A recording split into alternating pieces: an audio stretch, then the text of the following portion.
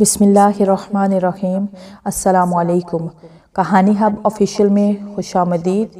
آج پھر دوستوں میں آپ کے لیے ایک بہت ہی اچھی اور سچی کہانی لے کر آئی ہوں۔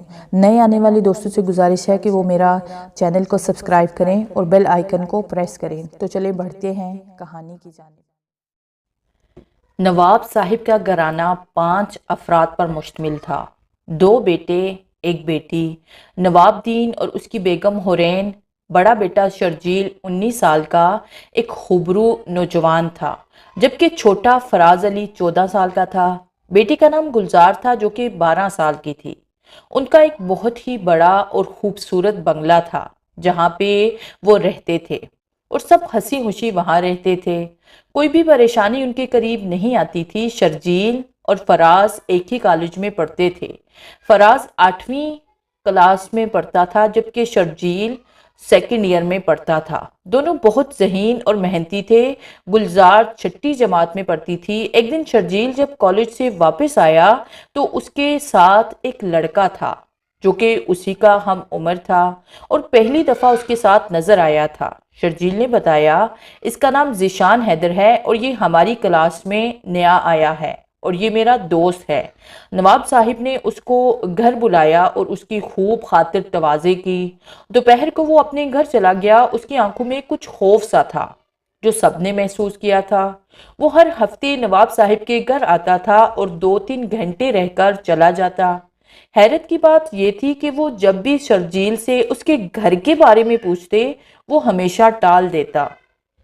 ایک دن شرجیل کے بہت اصرار پر اس نے اپنے گھر کا پتہ بتایا کہ میں فلاں گاؤں میں رہتا ہوں اور میرا باپ اور میں دونوں رہتے ہیں۔ اس کی ماں وفات پا چکی ہے۔ اگلے ہفتے شرجیل اور اس کا بھائی فراز ذیشان کے گھر چلے گئے۔ اس کا گھر اتنا بڑا تھا، 2 کمرے تھے، ایک کو تالا لگا ہوا تھا۔ گھر اتنا خوبصورت نہ تھا، جگہ جگہ سے سیمنٹ اکھڑا ہوا تھا جس کی وجہ سے بہت پرانا معلوم ہوتا تھا۔ وہ دونوں بھائی اس سے باتیں کرتے رہے، ایسے میں وقت کا پتہ ہی نہ چلا۔ رات کا اندھیرا ہر سو پھیلنے لگا۔ ان کا گھر بہت ہی دور تھا، ایسے میں انہوں نے رات یہیں پر گزارنے کا فیصلہ کر لیا۔ وہ دونوں کمرے میں سو گئے اور ذیشان باہر سو گیا۔ آدھی رات کا وقت تھا کہ اچانک فراز کی آنکھ کسی کی سرگوشی سن کر کھل گئی۔ اس نے بس اتنا ہی سنا کہ دھیان سے کہیں یہ لڑکے اس مکان کی طرف چلے نہ جائیں۔ بابا اب فکر نہ کہیں، میں صحیح سلامت ان کو گھر تک پہنچا دوں گا۔ پھر وہ خاموش ہو گئے اور ہر طرف سناٹا چھا گیا۔ یہ آوازیں ذیشان اور اس کے باپ کی تھی۔ فراز نے سوچا کہ ضرور اس بات میں کوئی راز ہے۔ اس نے اپنے بھائی کو جگانا مناسب نہ سمجھا اور مکان کی طرف چل دیا۔ وہ آہٹ کیے بغیر مکان کی طرف جا رہا تھا۔ اس نے کمرے میں کسی کو جاتے ہوئے دیکھا اور سنا کہ کوئی آہستہ آہستہ باتیں کر رہا تھا۔ آواز عورت کی تھی۔ اس نے کھڑکی کے ساتھ کان لگا لیے۔ میں نے آج ذیشان کے گھر 2 آدمیوں کو دیکھا ہے۔ یہ آواز اب مرد کی تھی۔ 2 دن کا کھانا ہمارے پاس خود بخود آ گیا ہے۔ ذیشان اور اس کے باپ نے ان کو بچا لینا ہے۔ یہ آواز عورت کی تھی، اس لیے ان کو کہیں چھپا دیا جائے۔ جاؤ اور ان میں سے ایک کو اٹھا لاؤ، ایک مرد نے دوسرے سے کہا۔ اچھا میں جاتا ہوں، یہ کہہ کر وہ کمرے سے باہر نکل گیا۔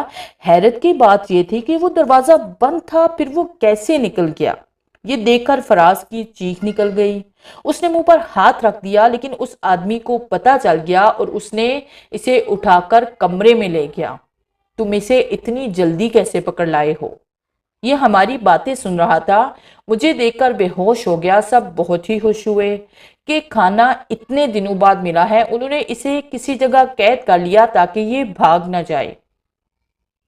چیخ کی آواز سن کر سبھی اٹھ گئے۔ شرجیل نے دیکھا کہ اس کا بھائی بستر پر نہیں ہے۔ وہ دوڑتا ہوا باہر آیا۔ اس نے ذیشان سے کہا، بھائی کہاں ہے؟ وہ دکھائی نہیں دے رہا۔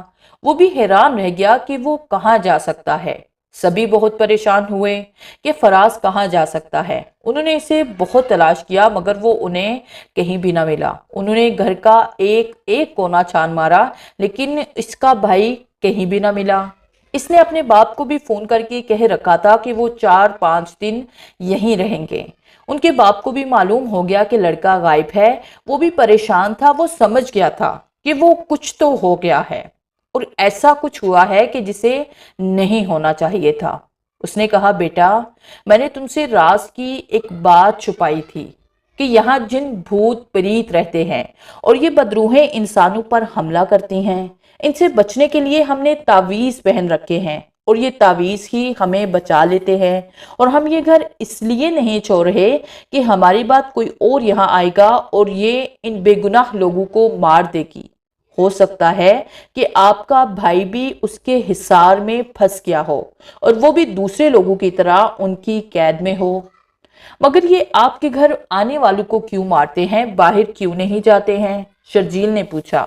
بیٹا اس لیے کہ ہم نے پیر سے کچھ باہر گھر سے باہر ایک حصار قائم کر دیا ہے، جو بھی یہاں آتا ہے یہ اس کو کھا جاتی ہے۔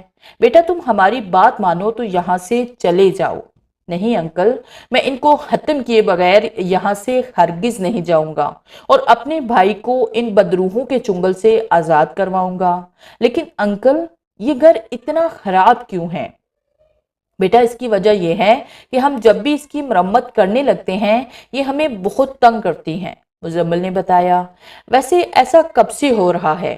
میں اس کے بارے میں زیادہ نہیں جانتا ہوں، صرف اتنا معلوم ہے کہ ایک دفعہ اس گھر کا تو اصل مالک ہے، اس کے پاس مہمان آئے تھے، ان میں سے ایک چلا کر کے کالا جادو کرتا تھا۔ ایک دن ایسے ہوا کہ جتنے بھی مہمان آئے ہوئے تھے وہ سب کے سب بے جان پڑے تھے، ان کو کسی نے بڑی بے خوفناک موت مارا تھا، سب بھیانک موت مرے تھے۔ جب مالک مکان نے کسی عالم سے معلوم کروایا تو پتہ چلا کہ چلے کے دوران وہ حصار بنانا بھول گیا تھا، اس وجہ سے اس طاقت نے ان سب کو مار دیا تھا۔ مالک مکان کسی کام سے باہر گیا ہوا تھا، اس لیے وہ بچ گیا اور بتایا کہ اس وجہ سے وہ بدروحیں اس کمرے میں قید ہو کر رہ گئی ہیں۔ جب تک کوئی کمرے کا دروازہ کھول کر آگے نہیں جائے گا یہ تنگ کرتی رہیں گی۔ اس مالک نے یہ گھر مجھے دے دیا اور میں اس میں رہنے لگا، اور پھر ایک بزرگ کی مدد حاصل کی تو اس بزرگ نے کچھ پڑھا اور پھر اس بزرگ نے اس کمرے کو لاک کر دیا، تب سے یہ کمرہ بند رہتا ہے۔ یہ کہہ کر مزمل چپ ہو گیا۔ انکل یہ کام کسی نے نہیں کیا، بدروحوں کو یہاں بگانے کا کام؟ شرجیل نے اچانک سوال کر دیا۔ نہیں بیٹا، کسی میں اتنی ہمت نہیں کہ کوئی ایسا کام کریں۔ ان روحوں نے بہت سے انسانوں کو مار دیا ہے، اب یہ پتہ نہیں کتنے انسانوں کا خون کریں گی۔ نہیں انکل، اب ایسا نہیں ہونے دوں گا۔ ابھی یہ باتیں ہو رہی تھی کہ اچانک کسی کے چیخنے کی آواز سنائی دی۔ وہ کمرے کی طرف جانے لگا۔ بیٹا رک جاؤ، پہلے یہ تعویذ پہن لو۔ اس نے جلدی سے تعویذ پہن لیا۔ رک جاؤ شرجیل، میں بھی تمہارے ساتھ جاؤں گا، ذیشان جو اب تک خاموش تھا اس نے کہا۔ تو پھر چلو میرے ساتھ۔ دونوں نے کھڑکی سے دیکھا، وہ روحیں جو نظر نہیں آ رہی تھی فراز کا گوشت کھا رہی تھی کیونکہ وہ آدم خور بن چکی تھی۔ ابھی شرجیل چیخنے ہی لگا تھا کہ ذیشان نے اس کے منہ پر ہاتھ رکھ دیا۔ وہ دونوں کچھ دیر بعد فراز کو تڑپتا ہوا چھوڑ کر چلے گئے اور اپنے ساتھ مٹی کا تیل اور ماچس ہتھوڑے لے کر آ گئے۔ ذیشان نے ہتھوڑے سے کافی ضربیں لگائی مگر تالا تھا کہ کھلنے کا نام ہی نہیں لے رہا تھا۔ وہ بہت پریشان ہو گئے اور واپس آ کر کوئی اور ترکیب سوچنے لگے۔ پھر اچانک ہی مزمل نے کہا، کیوں نہ ہم اس بزرگ کے پاس چلیں؟ مزمل نے سب کی طرف دیکھتے ہوئے کہا۔ سب تیار ہو گئے اور پھر بزرگ کے پاس چلے گئے۔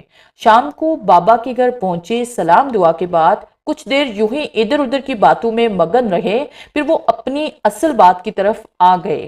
بابا نے انہیں بتایا کہ چاند کی 14 تاریخ کو یہ لاٹھی تالے پر لگا دینا، وہ خود بخود کھل جائے گا، اور آپ کو پتا ہے یہ آگ ایسے نہیں لگے گی۔ چاند کی 13 کو میں ایک چلا کروں گا اور یہ عمل پانی کی ایک بوتل پر کروں گا۔ یہ پانی تم نے کمرے میں پھینک دینا ہے، آگ خود بخود لگ جائے گی اور وہ بدروحیں جہنم وصال ہو جائیں گی۔ انہوں نے بزرگ سے اجازت لی اور گھر کی طرف چل دیے۔ اب مسئلہ یہ تھا، یہ 5 دن انتظار کرنا تھا کیونکہ آج چاند کی 9 تاریخ تھی۔ اس دن اس کے باپ نواب صاحب نے کئی دفعہ فون کر کے پوچھا، بیٹا خیریت تو ہے نا؟ شرجیل نے اسے تسلی دیتے ہوئے کہا، سب ٹھیک ہے بابا، مگر بیٹا کالج سے اتنے دن چھٹی کرنے کی وجہ سے تمہارا نام کاٹ دیا جائے گا۔ بابا ہم نے کالج سے چھٹیاں لے لی تھی اس کے باپ کو کیا پتا تھا کہ جوٹا بیٹا اب اس دنیا میں نہیں رہا ہے۔ اس بات کا شرجیل کو بہت غم تھا۔ وقت آہستہ آہستہ گزرتا گیا۔ چوتھے دن ذیشان کا باپ اس کے پاس آیا اور کہا، بیٹا میں نے کل بزرگ سے رابطہ کیا تھا، اس نے کہا ہے کہ آپ تعویذ اتار دیں، کیونکہ جب تک ہمارے پاس یہ تعویذ رہے گا وہ ہم پر حملہ نہیں کر سکتے۔ بابا نے کہا ہے کہ وہ چاہتے ہیں کہ وہ ہم پر اٹیک کریں گے تو ہم انہیں قید کر لیں گے۔ میں نے اپنا تعویذ پھینک دیا ہے، اب تم بھی اسے پھینک دو۔ کوئی بات نہیں بابا، میں اسے ابھی پھینک دیتا ہوں۔ یہ کہہ کر اس نے لاکٹ اتار دیا اور دیوار کے ساتھ لٹکا دیا۔ پھر کیا تھا، دیکھتے ہی دیکھتے اس کی شکل تبدیل ہونے لگی۔ ذیشان کی چیخ نکل گئی۔ چیخ کی آواز سن کر دونوں اس کی طرف دوڑے۔ اتنے میں رخ ذیشان کو لے کر کہیں غائب ہو گئی۔ وہ دونوں اس کے پیچھے دوڑے بھی، لیکن سب بے سود۔ تھوڑی دیر بعد ذیشان کے چیخنے چلانے کی آوازیں سنائی دی۔ وہ دونوں بہت غم و غصے کے عالم میں تھے کہ کب 14 تاریخ آئے اور کب ان کو جہنم رسید کرے۔ مزمل کا تو غصے اور غم کے مارے برا حال تھا، اور شرجیل اس کو تسلی دے رہا تھا اور کہہ رہا تھا کہ بابا میرا بھی بھائی ان روحوں نے مارا ہے، آپ فکر نہ کریں، اللہ سب ٹھیک کر دے گا۔ ایک اندھیری رات کے بعد ضرور اجالا ہوتا ہے۔ آخر وہ دن بھی آ گیا جس دن کا سب کو انتظار تھا، جس دن ان بدروحوں کا خاتمہ ہونا تھا۔ اس رات بابا نے چلے کی تیاریاں شروع کر دی۔ ابھی بابا جی کو آدھا گھنٹہ ہی ہوا تھا چلا کرتے ہوئے کہ ایک طرف سے انہیں ایک سایہ آتا ہوا دکھائی دیا۔ وہ بزرگ اسے دیکھ کر حیران رہ گئے۔ یہ کون ہے؟ وہ بدروہیں تو قید ہیں، پھر یہ کون ہو سکتا ہے؟ اس آدمی نے قریب آ کر پوچھا، پہچانا مجھے؟ میں کون ہو سکتا ہوں؟ پھر وہ خود ہی بولا، اے بوڑھے تو مجھے ایسے کیوں دیکھ رہا ہے؟ پہلے کبھی چلے کے داسی نہیں دیکھے؟ ہمارا کام ہے جو چلا کرے اس کو کام سے روکنا۔ چل جلدی کر، یہ چلا چھوڑ دے ورنہ ان دونوں کو مار دوں گا۔ بابا کو پتا تھا ان دونوں کے گلے میں لاکٹ ہے، وہ ان کا کچھ نہیں بگاڑ سکتا، اور بابا نے آنکھیں بند کر دی۔ کچھ دیر بعد کھولی تو وہاں کچھ بھی نہیں تھا۔ اس طرح بابا نے چلا مکمل کر لیا اور 14 تاریخ کو پانی کی بوتل دونوں کو دے دی۔ رات کو شرجیل نے لاکٹ تالے کو لگایا تو وہ خود بخود کھل گیا۔ اس کے بعد کنڈی کھولی تو دروازہ ایک خوفناک آواز سے کھلتا گیا۔ اندر ان کو کچھ ہیلے سے دکھائی دیے جو ادھر ادھر گھوم رہے تھے۔ وہ آواز سن کر ان کو دیکھنے لگے اور خوش ہو کر کہنے لگے، دیکھا یہ دونوں خود ہی مرنے کے لیے آ گئے ہیں اور ہم ان کی تکہ بوٹی کر ڈالیں گے۔ وہ بڑی بری طرح سے ہنس رہے تھے۔ یہ کہہ کر وہ ان کی طرف بڑھنے لگے۔ شرجیل نے بوتل کھول کر پانی پورے کمرے میں چھڑک دیا۔ پھر کیا تھا، آگ بڑک اٹھی۔ وہ دونوں باہر آ گئے اور دروازہ بند کر دیا۔ اندر سے چیخوں کی آوازیں سنائی دینے لگی۔ آوازیں اس قدر بھیانک تھی کہ کانوں کے پردے پھٹنے کا خطرہ تھا۔ ان دونوں نے اپنے کانوں میں انگلیاں ٹھونس لی۔ جب تھوڑی دیر بعد دیکھا تو ہر طرف راکھ ہی راکھ دکھائی دے رہی تھی۔ ان دونوں کی آنکھوں میں خوشی و غم کے ملے جلے آنسو تھے۔ خوشی روحوں کے خاتمہ کی وجہ سے تھی اور غم کے آنسو اپنوں کی جدائی کی وجہ سے تھے۔ اگلے دن وہ اپنے گھر آیا اور ساتھ مزمل بابا کو بھی لے آیا تھا۔ شرجیل نے سب کچھ سچ سچ بتا دیا۔ نواب صاحب کو اور اس کی ماں اور بہن کو بہت دکھ ہوا، کیونکہ وہ سب اس سے بہت پیار کرتے تھے۔ وہ بہت روئے، لیکن رونے کے علاوہ بھی کچھ کر نہیں سکتے تھے۔ نہ تو اس کو زندہ واپس لا سکتے تھے اور نہ ہی کچھ اور کر سکتے تھے۔ کچھ دن بعد نواب صاحب نے شرجیل کو، جو اب اس دنیا میں نہیں رہے، شرجیل نے چھوٹی سی دکان لے کر دی۔ اس طرح وہ مصروف ہو گیا۔ اب وہ خوش خوش رہنے لگا تھا۔ پھر کبھی بھی ان کو روحوں نے نہیں ستایا تھا۔ وہ جہنم میں جا چکی تھی جہاں پہ ان کا ٹھکانہ تھا۔